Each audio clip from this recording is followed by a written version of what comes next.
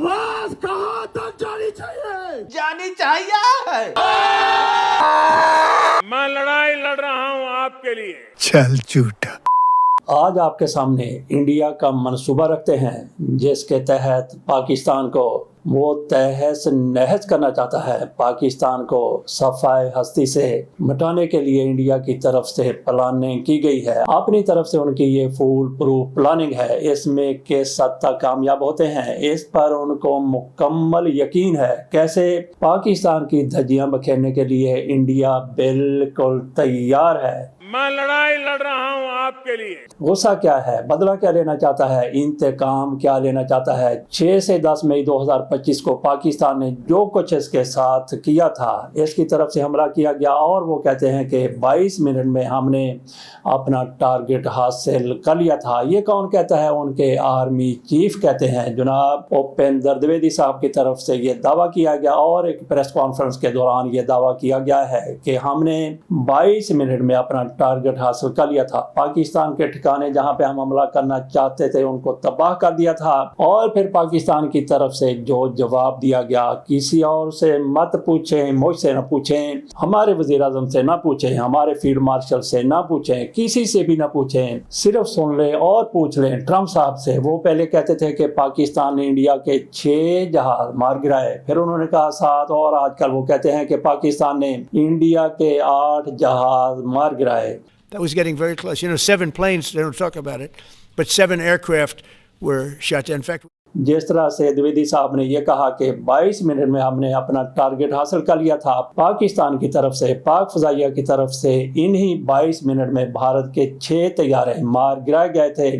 इसमें किसी शक व शुबा वाली गुंजाइश नहीं है। खुद इंडिया वाले भी मानते हैं, दुनिया ही मानती है, और ट्रंप तो 8 के गिराए जाने का दावा करते हैं। 6 उसी रोज 22 मिनट में गिराए गए थे, 7वां 2 रोज के बाद गिराया गया था, और 8वां पे ट्रंप साहब का ये क्रेडिट है कि पाकिस्तान को वो 8वें का क्रेडिट भी देते हैं। भारत के लिए जो कुछ हो गया वो पूरी तारीख में उसके साथ कभी नहीं हुआ था, और क़यामत तक भारत शिकस्त फाश को याद रखेगा, बिल्कुल याद रखेगा। वो पाकिस्तान से बदला लेने में बिल्कुल बेबस है। उसकी तरफ से फिर अपनी प्रॉक्सीज को तेज किया गया। अफगान हुकूमत को भी उसने शह दी, और टीटीपी जो पहले ही पाकिस्तान में दहशत गर्दी कर रही थी, और उधर बलोच अलहदगी पसंद, उनको भी थोड़ी सी उंगली पर नचाया गया। मोदी की तरफ से, इंडिया की तरफ से अपनी प्रॉक्सीज को मुतहर्रक कर दिया गया, फाल कर दिया गया। पाकिस्तान में दहशत गर्दी पहले से कहीं ज्यादा होने लगी। ये सारा कुछ मोदी की तरफ से, इंडिया की तरफ से इसलिए किया गया कि पाकिस्तान का मैदान में मुकाबला करने से वो कासर था, बेबस था। जैसा कि हमने कहा कि अब इंडिया की तरफ से बदला लेने की पूरी तैयारी कर ली गई है। पाकिस्तान को वो सफाई हस्ती से मिटाना चाहता है, और उसके लिए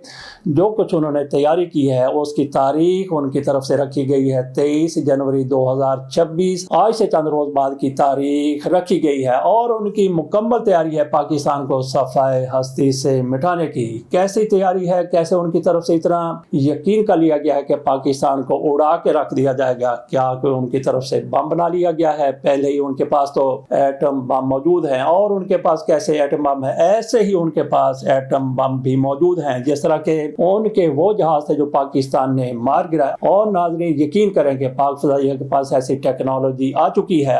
पहले जो टेक्नोलॉजी इस्तेमाल की गई थी पाक फजाइया की तरफ से 27 फरवरी 2019 को, जब भारत के तैयारे पाकिस्तान की तरफ आए, उनमें से 2 को गिरा लिया गया। मजीद भी गिराए जा सकते थे, लेकिन पाकिस्तान ने उस वक्त भी तहम्मुल का मुजाहिरा किया, सिर्फ 2 को गिराया था। इंडिया को होश नहीं आई, अकल नहीं आई कि पाकिस्तान ने कैसे इनके जहाजों को अंधा कर दिया। उस वक्त भी पाकिस्तान की तरफ से यही कहा गया था। पूरी दुनिया को पता है कि पाकिस्तान ने किस तरह से भारत के वो तैयारे 2 गिराए थे। अभिनंदन को गिरफ्तार किया गया था, लेकिन इंडियन एयरफोर्स को, इंडियन आर्मी को, इंडियन एस्टेब्लिशमेंट को किसी किस्म की कोई अकल नहीं आई कि पाकिस्तान ने उनके साथ क्या कर दिया। और फिर वो दिन भी आ गया 6 मई। इंडिया के जहाज पाकिस्तान की तरफ आते हैं, उनमें से 6 को गिरा दिया जाता है पहले 22 मिनट में, और बाकियों को जाने के लिए छोड़ दिया जाता है। बड़ी सुबकी हो गई। जैसा कि कहा कि भारत की तरफ से वो मैदान जंग में पाकिस्तान का मुकाबला नहीं कर सकता, उसने फिर एक और बहुत बड़ा बम तैयार कर लिया। जैसा कि मैं कह रहा था कि पाकिस्तान के और इंडिया के माबैन मुहारत का कितना ज्यादा بڑا فرق ہے ان کی ٹیکنالوجی میں ہماری ٹیکنالوجی میں، ان کے جہازوں میں ہمارے جہازوں میں، ان کے پائلٹوں میں اور ہمارے پائلٹوں میں۔ مجید نظامی صاحب کہا کرتے تھے کہ پاکستان کے پاس ایٹم بم ہے، انڈیا کے پاس ایٹم بم بھی ہے۔ مجید نظامی مرحوم نے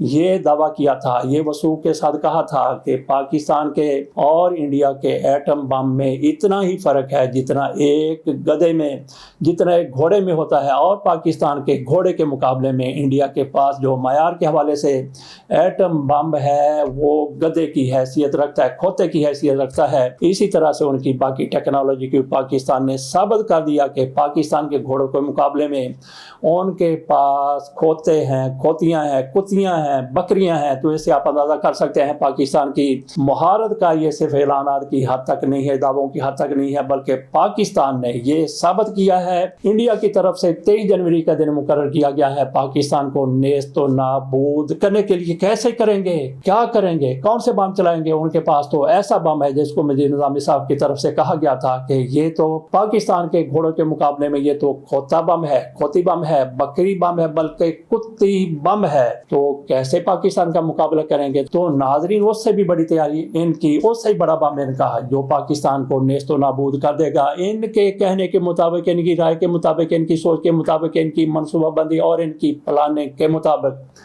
وہ کیا ہے؟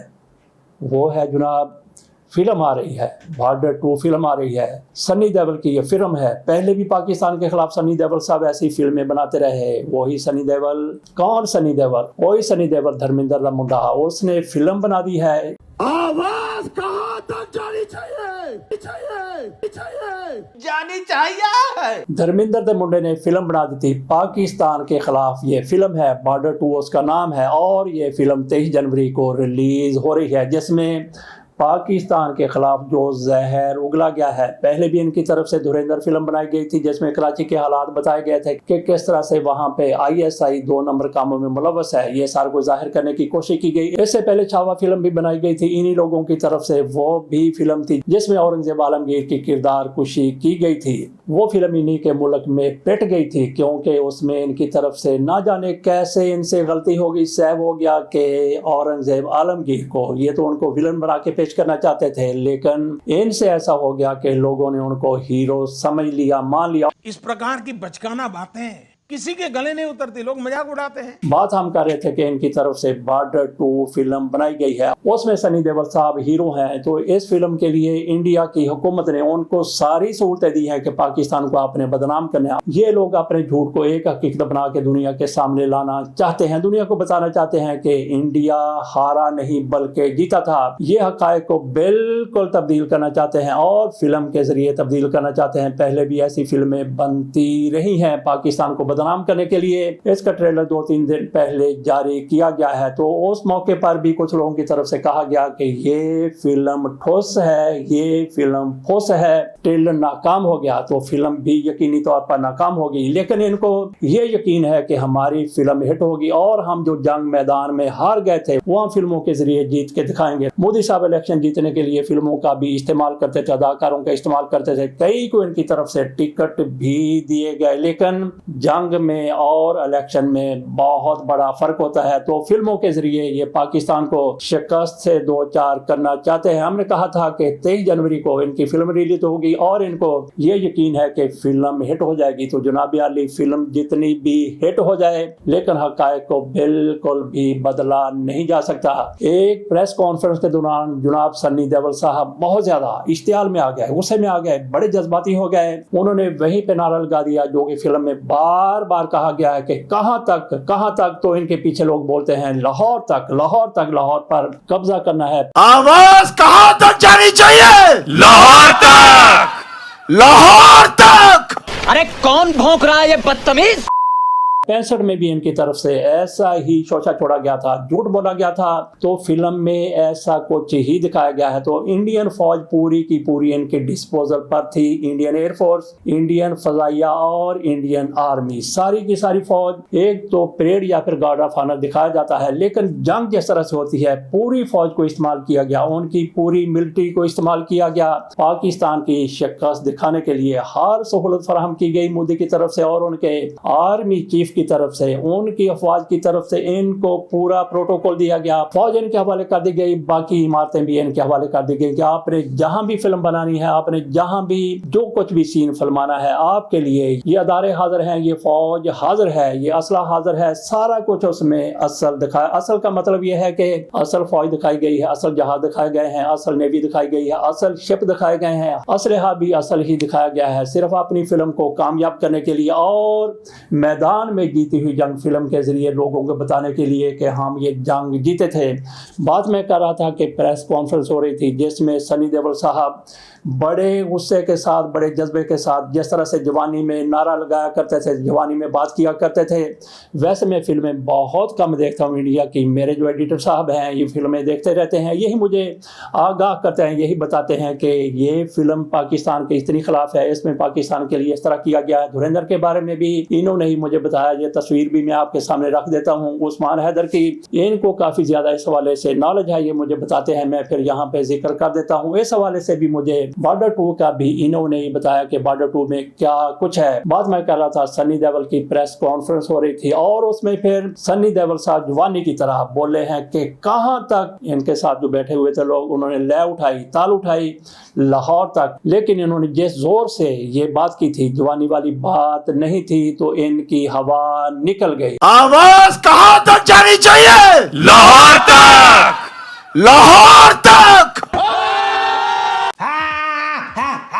जवानी वाली बात नहीं रही थी, पूरा जोर लगा दिया और टिल का टिल जोर लगा दिया तो इनकी हवा निकल गई। किल के इन्होंने नारा लगवाया था, किल के इन्होंने बात की थी और इनकी हवा कैसे हवा निकल गई, उसकी मैं छोटी सी मिसाल देता हूँ। एक मियार साहब के पास गधा था, खोता था, वो बहुत ही ढींचू ढींचू ढींचू ढींचू किया करता था, इतनी ज़्यादा ढींचू ढींचू किया करता था कि घर वाले परेशान, पड़ोसी परेशान, मोहल्ले वाले परेशान, पूरा पिंड परेशान कि यार इसको तेनू तू दफ़ा कर, इसको कहीं भेज दे, इसको बेच दे, इसने हमारी नींदें ख़राब कर। वो दिन देखता था ना रात देखता था, जब उसका दिल करता था खोता साहब का, वो ढींचू ढींचू की ऐसी आवाज़ निकालता कि लोग परेशान हो गए। कमियार कहता कि मैं क्या करूँ, मेरे अपने बच्चे भी इससे सते हुए, मेरी बीवी इसको पसंद नहीं करती, सारे के सारे हम इससे आज आ चुके हैं, कासर आ चुके हैं, तो मैं इसका करूं तो क्या करूं। तो एक सियाना कोई मेहमान गांव में आ गया, वो भी बड़ा परेशान हुआ, तो उसने कमियार से शिकायत की। कमियार ने कहा कि जनाब हर बंदा यही शिकायत करता है, तो मैं क्या करूं। बाबा जी ने कहा बड़ा सौखा इलाज है। क्या इलाज है? उसने कहा कि तेल लेके आओ। वो तेल की बोतल लेके आया, उसने कहा कि अपनी तली करो, अपनी हथेली करो। उसने हथेली के ऊपर तेल उंडेला और उसे कहा कि इसकी उसी जगह पर लगा दो, यहाँ से हवा इसकी निकलती है। हवा उसकी क्या निकलनी है, लिद के लिए जो जगह थी वहाँ पे तेल लगा दिया गया। क्या कर दिया गया? तेल लगा दिया गया। नाज़रीन, हो सकता है कि आप में से कुछ लोग कहें कि ये कौन सी, ये तो बड़ी ही नामुनासिब सी मिसाल है, लेकिन सनी देओल के लिए, मोदी के लिए ये मिसाल बिल्कुल फिट आती है। तो उन्होंने तेल लगा दिया, तो गधे ने अपनी आदत के मुताबिक, जिस तरह से सनी देओल साहब ने अपनी जवानी को देखते हुए नारा लगाया, कहां तक? आवाज कहां तक जानी चाहिए? लाहौर तक। अरे कौन भौंक रहा है ये बदतमीज? इस तरह से खोते ने ढींचू ढींचू की नहीं बल्कि करने की कोशिश की, तो सारी उसकी हवा निकल गई। जैसे वो ढींचू करता था, उधर से हवा के भबाके निकलते थे। इस तरह से उसने 1 2 3 मरतबा कोशिश की ढींचू ढींचू करने की, और उसकी जिस तरह से हवा खारिज होती रही, उसकी ढींचू ढींचू भी बिल्कुल उसी तरह से दम तोड़ती रही, जिस तरह से इनका नारा दम तोड़ गया सनी देओल साहब का। यहाँ पे हमने बात करनी है उपेंद्र द्विवेदी साहब की। ये आर्मी चीफ है इंडिया के। इनकी तरफ से एक प्रेस कॉन्फ्रेंस की गई जो यूट्यूब पर अपलोड की गई है। प्रेस कॉन्फ्रेंस वो 1 घंटा 36 मिनट की प्रेस कॉन्फ्रेंस है, जिसमें उन्होंने ऑपरेशन सिंदूर के बारे में बताया, दीगर भी बहुत सी मालूमात उन्होंने अपने सहाफ़ियों के साथ शेयर की। और वहाँ पे जितने लोग बैठे हुए थे उनके नाम नहीं बल्कि उनको नंबर दिए गए थे, 1 2 3 4 5 6 7 8। तो कहा जाता था कि 96 165 168 इतने ज़्यादा वहाँ पे सहाफ़ी थे। इंडिया के सारे सहाफ़ी शायद इकट्ठे कर लिए गए थे। वहाँ पे जनाब द्विवेदी साहब की तरफ से प्रेस कॉन्फ्रेंस की गई, उसमें सवालात भी बड़े औके औके किए गए, सौके सवालात भी किए गए और वहाँ पे द्विवेदी साहब भी झूठ बोलते हुए नजर आए। उनसे पूछा गया कि टर्निंग पॉइंट क्या था ऑपरेशन सिंदूर का। उन्होंने कहा कि 2 टर्निंग पॉइंट थे। इससे पहले उन्होंने टैंकों के हवाले से बात की। उन्होंने जोरावर टैंक के बारे में बताया कि जोरावर टैंक एक ही हमने बनाया है और हम उसको हाई एल्टीट्यूड पर ले गए, क्या किसी पहाड़ी पर ले गए, वहां से उसको उतारना आसान नहीं है, वहां से उसको उतारना मुश्किल है, तो इसलिए हमने फिर प्रोटोटाइप टैंक बना लिया, वो भी शायद एक ही है। और उन्होंने ये भी कहा कि ये ऐसे टैंक हैं, इनमें अभी तक कई खामियां मौजूद हैं, वो आहिस्ता आहिस्ता दूर हो जाएंगी। 2029 तक उन्होंने बताया कि हो सकता है ये इंडक्ट हो जाए। तो जोरावर टैंक के बारे में वो क्या कहते हैं कि कैसे ऊपर चला गया, उसको नीचे लाना कैसे मुश्किल है, क्या वो दरख्त पर चढ़ गया, पहाड़ पर चढ़ गया। पहले आप ये सुनिए द्विवेदी साहब इस हवाले से क्या कहते हैं, फिर आगे चलेंगे। इसे आप लतीफा समझ के ही जरा सुनिएगा कि वो कहते हैं कि वो टैंक तो ऊपर चढ़ गया, जोरावर टैंक हाई एल्टीट्यूड पर चला गया। और उसके बाद बताएंगे उन्होंने जो 2 कहे थे कि टर्निंग पॉइंट थे उस जंग के, उसमें कैसा तक उनकी तरफ से झूठ बोला गया, वो बाद में आपके सामने रखते हैं। पहले ये जरा सुनिए। दूसरा आपका सवाल था जोरावर टैंक के बारे में। तो जोरावर टैंक अभी तक सिर्फ एक बनाया गया है जो कि हाई एल्टीट्यूड में अभी डिप्लॉयड है। उसमें कुछ कमी पेशी आई थी क्योंकि फर्स्ट टाइम ऐसा किया गया और हाई एल्टीट्यूड में चूंकि और भी नए फैक्टर्स आते हैं और इन सारी चीजों को फिर आपने रिपेयर करने के लिए नीचे लाना पड़ता है। तो चूंकि अभी वो नीचे नहीं आ सकता है तो एक दूसरा हजीरा में एक टैंक प्रोटोटाइप तैयार किया गया है जो कि अभी हम वेस्टर्न बॉर्डर्स में उसको ट्रायल्स के लिए भेज रहे हैं। तो कहने का ये मतलब है कि ये इसके काफी हद तक इसका प्रोटोटाइप बन चुका है, बट जो छोटे मोटे जो इसके मेजर असेंबलीज हैं उसमें जो खामियां आती हैं उसको दूर करने में भी वक्त लगेगा, इसलिए इसमें टाइमलाइन फिक्स नहीं की जा सकती। झूठ बोलो, बार बार झूठ बोलो। अच्छा जी, ये कहते हैं कि उसमें जो छोटी मोटी खामियां आती हैं, इनके जो रॉकेट हैं उनमें भी खामियां आती हैं, इनके जो जहाज हैं उनमें भी खामियां आती हैं, इनके जो भी है इनका एटमी प्रोग्राम है सब में खामियां आती हैं। अब जरा चलते हैं जो सवाल किया गया था कि जनाब टर्निंग पॉइंट क्या था। एक सहाफिया की तरफ से ये भी पूछा गया कि J-10 के बारे में कहा जाता है कि चीन ने जो पाकिस्तान को टेक्नोलॉजी दी है, तो क्या पाकिस्तान के पास ये बेहतरीन टेक्नोलॉजी थी? उस पर भी उनकी तरफ से ऐसा वैसा ही जवाब दिया गया। उन्होंने कहा कि सोशल मीडिया पर जो बात हो रही है उसमें अगर तो आपके काम की बात है उसको मान ले, अगर नहीं तो फिर उसको रहने दें। हिपोक्रेसी की भी सीमा होती है। लेकिन यहाँ पे हमने बात ये करनी है कि जैसा कि उनसे पूछा गया कि टर्निंग पॉइंट क्या थे, उन्होंने वाले से क्या कहा था वो आपके सामने मैं रखता हूं। आपने पूछा कि ऑप सिंदूर में टर्निंग पॉइंट क्या था। मेरे हिसाब से टर्निंग पॉइंट जो था 2 स्टेज पे देखना चाहिए आपको। सबसे पहले टर्निंग पॉइंट तो ये था जो 22 मिनट की हमारी जो हमने टेरर टारगेट्स पे जो स्ट्राइक की थी, उस 22 मिनट से सबसे पहले तो क्या हुआ था कि जो उनका डिसीजन मेकिंग साइकिल था अपोजिट साइड का वो बिल्कुल हिल गया। उन्हें वक्त लगा समझने में, एंड चूंकि वक्त लगा तो जिसके हाथ में जो आया, किसने पत्थर फेंकना शुरू कर दिया, किसी ने ड्रोन, किसी ने मिसाइल, तो अफरा तफरी ऐसी मची हुई थी उस तरफ कि उनको समझ में नहीं आया क्या कार्रवाई हो रही है। और ये जो मिस मैनेजमेंट उस तरफ से हुआ था उसको हमने कैलिब्रेटेड रिस्पॉन्स दिया, ताकि हम लड़ाई को आगे नहीं बढ़ाना चाहते थे क्योंकि हमारा जो पॉलिटिको मिलिट्री एम था वो हमने पा लिया। दूसरा जो टर्निंग पॉइंट था जो मैं शायद यहाँ पे खुले में ना बता पाऊं, बट 10 तारीख को सवेरे कुछ ऐसे निर्देश तीनों सेनाओं को दे दिए गए थे कि अगर ये लड़ाई आगे बढ़ती तो इसमें क्या होना था, वो जिसको समझ में आना था उसकी समझ में आ चुका था। तो चूंकि उसके समझ में आ चुका था इसीलिए फिर जैसे कि 9:30 के आसपास हमारे डीजीएम उस टाइम गई साहब थे, वो यहाँ बैठे हुए हैं, और उस चीज को मद्देनजर रखते हुए, उस चीज को समझते हुए, क्यों उनके पास सैटेलाइट से पूरी खबर थी कि कौन सा शिप, कौन सा स्ट्राइक कोर या पिवट कोर या कौन सा एयरक्राफ्ट कहाँ मूव कर रहा है। इस सारी खबर को जब उन्होंने, जिसको हम बोलते कनेक्टिंग द डॉट्स, जब उन्होंने डॉट्स कनेक्ट किए तो उन्होंने बोला अभी समय आ गया है, इस लड़ाई को यहाँ पे रोकना उचित होगा, उनके लिए फायदेमंद। चल झूठा।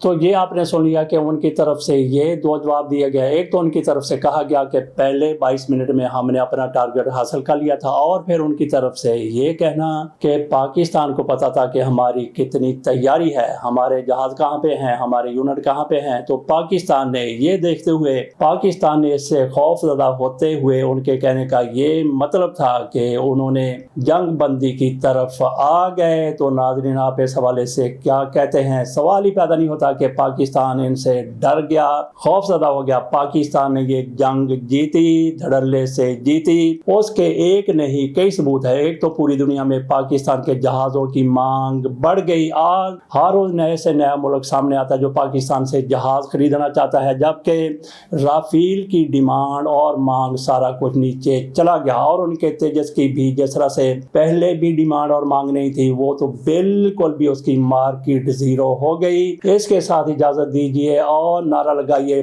پاکستان زندہ باد، پاکستان زندہ باد۔ آپ ایک نہیں ہزاروں فلمیں بنا لیں، حقائق کبھی بھی تبدیل نہیں ہو سکتے۔ اجازت دیجیے، اللہ حافظ۔